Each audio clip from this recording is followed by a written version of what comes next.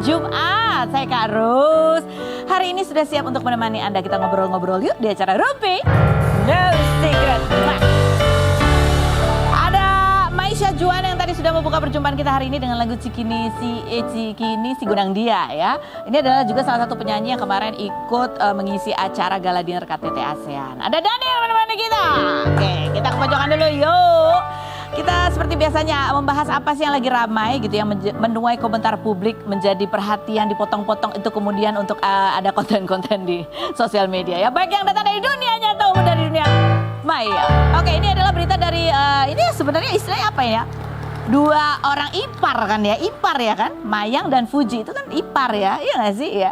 Tapi rame lagi gara-gara pada saat live di sebuah sosial media itu kan biasa kalau live kan kita ngobrol-ngobrol gitu. Nah terus si Mayang ini diduga itu kayak nyindir Fuji, bilangnya kata, ya kalau aku sih ya ada tuh apa sih dia ngomong apa sih pokoknya ya barangnya mahal-mahal tapi kan itu endorse semua. Sementara dia katanya dia baru beli kolon harganya 1,5 juta, wih pakai duit itu, bukan pakai daun. Nah yang menarik adalah pada saat dia live terus kemudian Fuji kasih stiker ya, stikernya harganya berapa? 200.000. Hah? Oh jadi total berapa? Gimana sih? 159 perak dikali 500, jadi totalnya 82.000. Ya, kok cuma 82.000? Ada kan? Disawer sama Fuji tuh pakai stiker 82.000. Abis itu pas Fuji lagi live jualan juga gantian, dibalikin tuh ya? Dibalikin 82.000 juga? Ya, 82.000. Oh, udah berarti masih utang 50.000. Coba kita lihat seperti apa sih yang berikut ini. Kok aku bacanya kolon ya, tadi ternyata kolagen Prancis. Astaga. Ya memang begitulah, emang ada sebagian orang yang apa namanya itu brandingnya itu adalah keributan. Ya kalau saya kan brandingnya tenang ya kan, kalem, damai. Ya nggak Daniel ya kan? Ya, setuju-setuju aja lah. Ya. Oke, kita lihat komentar dari netizen. Ini kita mau kemana? Nih, komentar di sini atau mau stiker yang dibalikin ke Fuji? Oh kita lihat ya, kalau ini kan tadi tuh udah tuh ada stiker dari Fuji ke si Mayang, sekarang dibalikinnya gimana? Coba kita lihat. Ya gitu, itu sih lucu ya kan lucu loh itu sebenarnya, maksudnya ya itulah ya kan, biar untuk menarik perhatian banyak netizen ya emang harus ada sesuatu ya kan. Dia mau menunjukin harga apa sih? Harga satu itunya. Kan udah kamu jelasin tadi, langsung komentar netizen aja kita buka yuk.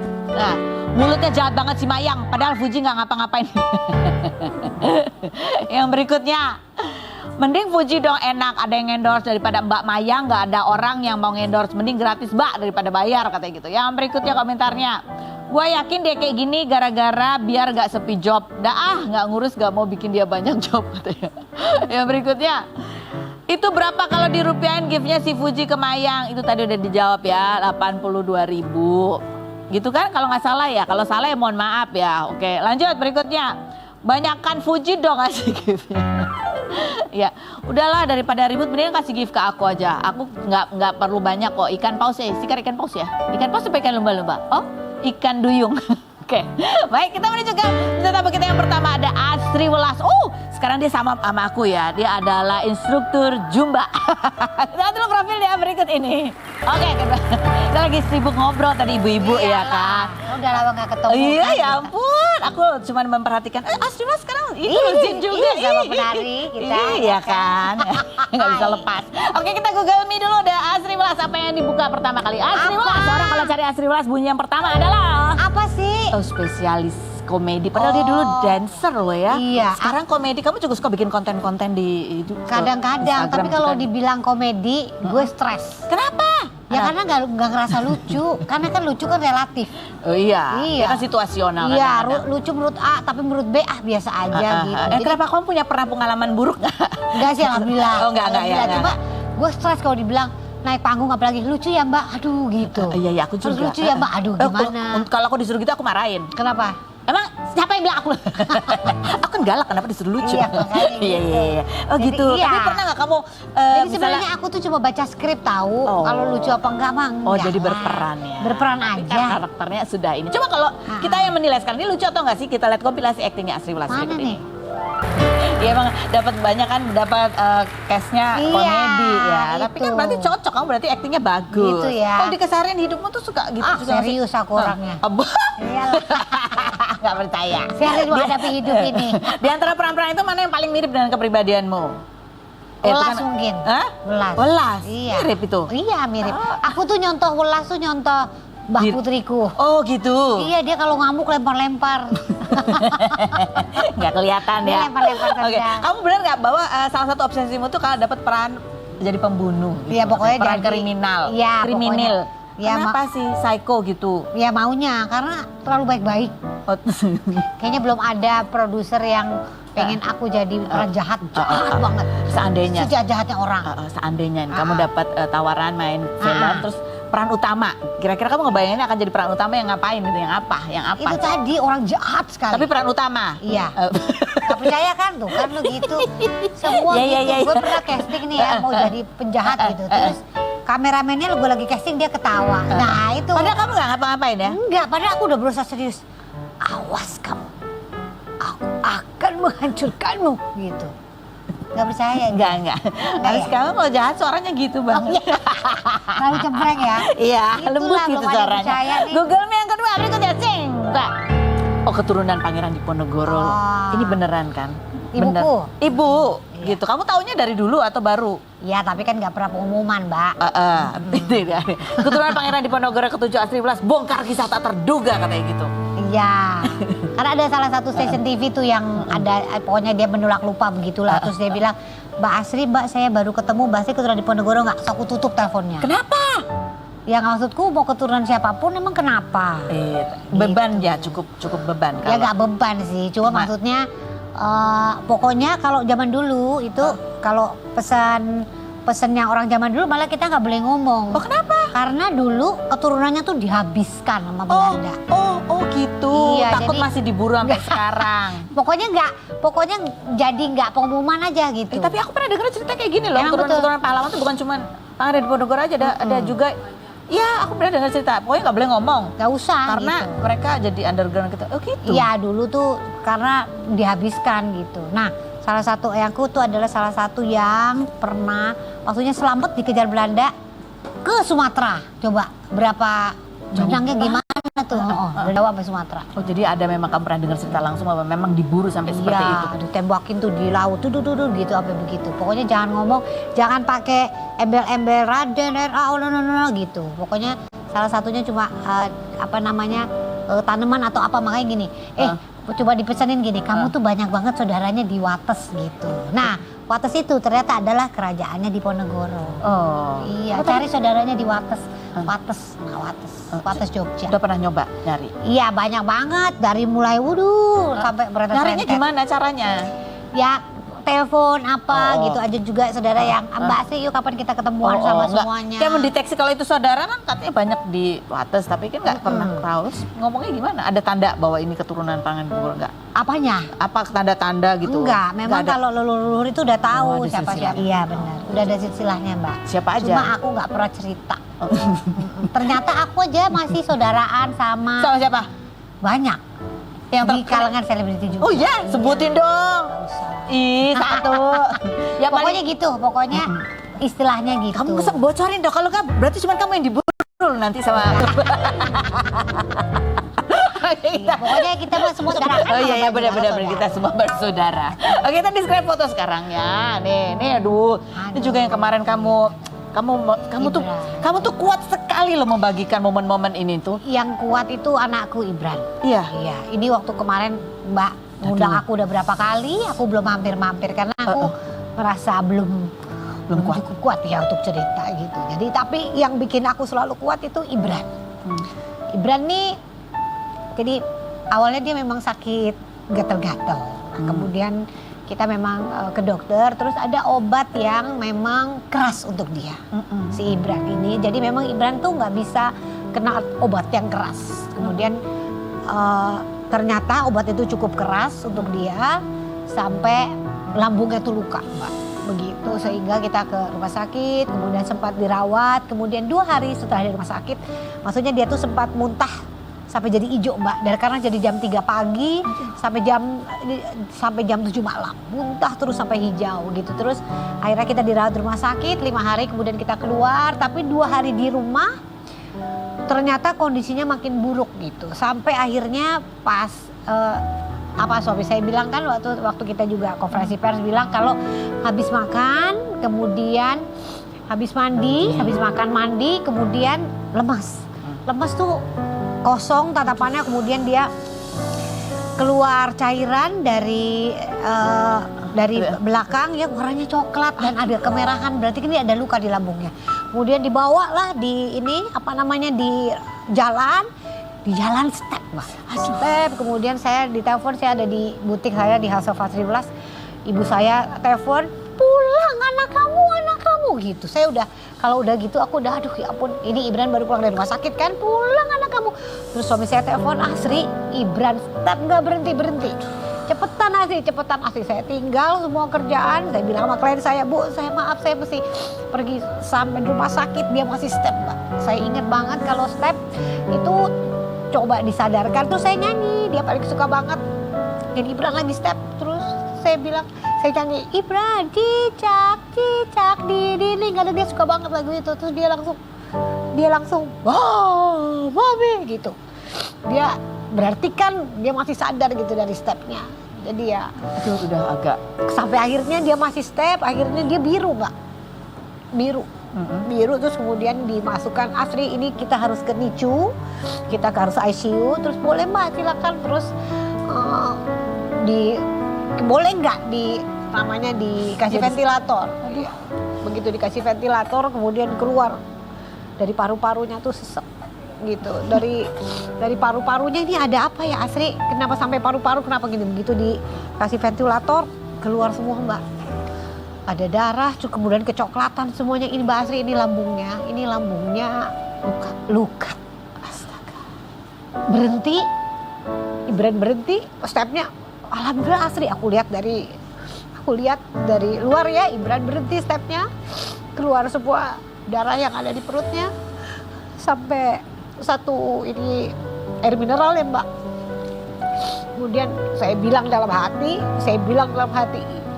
Ibran, gak ada enggak Mbak di pikiranku, Ibran otak kamu gak kenapa-napa karena hampir 1 jam dia step. Step ini membuat otak kamu baik, tumbuh kembang kamu jadi baik, kamu jadi anak sehat, kamu bisa bangun. Sebentar lagi Mami tunggu di sini, kamu bisa Ibran. Gak ada enggak di hatiku. Makanya saya posting minta doa sama semuanya. Terima kasih banyak teman-teman. Ibran sekarang sehat, sekolah, bisa nyanyi. alhamdulillah. Iya, waktu itu dokternya juga bilang ini, Mbak Asri, ini kita nggak tahu luka di lambungnya kapan berhenti. Gitu, tapi luar biasa banget berkat doa teman-teman. 1 hari lambungnya tidak berdarah lagi. 1 hari dia lambungnya tidak berdarah lagi. Tapi cuma dokter bilang, Mbak Asri, kalau Ibran maksudnya sadar, kan saya tanya Ibran kapan sadar. Kalau Ibran sadar karena dia step 1 jam, kalau dia nggak ingat Mbak Asri sama suami atau bagaimana, Mbak Asri kita pokoknya akan obatin Ibran gitu ya. Terus saya dalam hati saya enggak, Ibran nggak kenapa-napa. Dalam hati saya enggak, Ibran bisa, semua bisa. Ibran ingat mamanya, Ibran ingat papanya. Dia sadar, dibuka ventilatornya. Dia bilang, Mami, Papi, I want my piano. Jadi Tuhan Maha Baik. Doanya ibu tuh segalanya. Di hatiku nggak ada enggak buat Ibran. Di hatiku penuh doa yang baik untuk dia. Jadi Tuhan mengabulkan, terima kasih Allah, terima kasih juga teman-teman.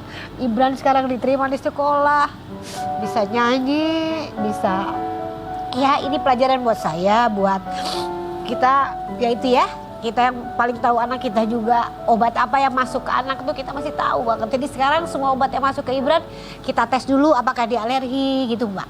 Karena ternyata obat apapun di orang lain mungkin cocok, mungkin di anak kita bisa jadi gak cocok. Gimana caranya ngetesnya? Kan kalau tes obat tuh bisa dilakukan di atas ini ya, Kulit. di atas kulit ya. Oh, jadi atas kulit obatnya dulu, taruh gitu? iya. Maksudnya disuntikan dulu Mbak. Oke. Terus dia kalau gatel jangan dikasih. Biasanya kalau obat yang injeksi atau apapun ya gitu ya, tes dulu. Ternyata anakku tuh memang spesial banget memang. Ibran tuh di darahnya tuh ada parasit, Mbak. Jadi kadang-kadang hari ini dia bisa alergi sama susunya sendiri. Tiba-tiba bisa alergi sama kentang. Makanya sampai sekarang aku masih terus terapi Ibran. Ada namanya, aku ke Mbak Maya Hasan, jadi dia bisa lihat dari Getaran? darahnya. Darahnya? Betul. Dia tuh sedang alergi apa gitu. Jadi beda-beda setiap Iya. saat, masa tuh ada beda. Udara, cuaca beda, Iya. beda alerginya. Jadi dia tuh langsung keluar Bentol. bentol-bentol dan cair, Mbak. Cair. Iya, jadi seperti kayak luka-luka. Nah, terus kan itu tadi kan salah satu kan obat alerginya. Jadi kalau pada saat dia kambuh terus diapain sekarang? Kan sebisa mungkin ya, kalau Iya. bisa nggak pakai obat ya. Iya, sebisa mungkin ini habis makan apa, Oh, terus minumnya yang banyak. minum air putih. Iya, kalau makanan ya, tapi kalau obat kan itu kan langsung ke organ. Iya. Itulah. Gitu. Jadi aku sangat ini banget sama Ibran. Ya, ini pelajaran untuk aku. Jadi apapun yang masuk ke anak kita yang harus tahu. Aduh, nih menceritakan kembali itu rasanya momen itu kan, mau nangis tapi nggak pengen karena nggak boleh lemah gitu kan rasanya ya. Mbak Feni udah Asri dari kemarin, Asri cerita dong gitu. Asri aduh belum kemari-mari aku baru bisa cerita. Iya. Ya mungkin aku sharing juga sama yang di rumah untuk ya itu tadi. Ya apapun, ya itu kadang-kadang alergi terhadap apapun kan lain-lain gitu. Iya, betul, Makanya betul. bisa sampai luka Betul, lambungnya betul. pun kita juga, itu karena obat itu nggak pernah terjadi ke orang lain tapi terjadi ke anakku. Ya itu tadi, ya, memang beda-beda gitu ya. Bang, kekuatan doa. Duh, kita masih ngobrol lagi nanti ya Mas. Maaf ya, jadi nangis banyak deh nih. Nah ini juga nih berkaitan sama anak-anak. Ini kita akan kehadiran Ibu Siti. Ibu Siti ini yang kemarin juga sempat ramai gitu ya, karena berita mengenai bayi yang tertukar. Gitu. Dan tertukar itu sampai akhirnya 1 tahun kemudian baru deh itu jalan tuh proses tes DNA. Dan pun ketika sudah diketahui bahwa memang tertukar, prosesnya untuk mengembalikan ke orang tua kandung itu juga adalah proses yang ya pasti juga nggak bisa langsung tiba-tiba gitu, karena sudah ada waktu setahun anak ini terbiasa bersama ibu dan bapak yang merawatnya gitu ya. Dan apa yang dialami Bu Siti ketika dia tahu dia membesarkan anak yang dia tahu, dia rasa itu bukan anaknya, itu kan juga pasti. Iya. Kita lihat dulu profilnya berikut ini. Baik, kita sudah bersama dengan Ibu Siti dan kuasa hukumnya Pak Muhammad begitu ya.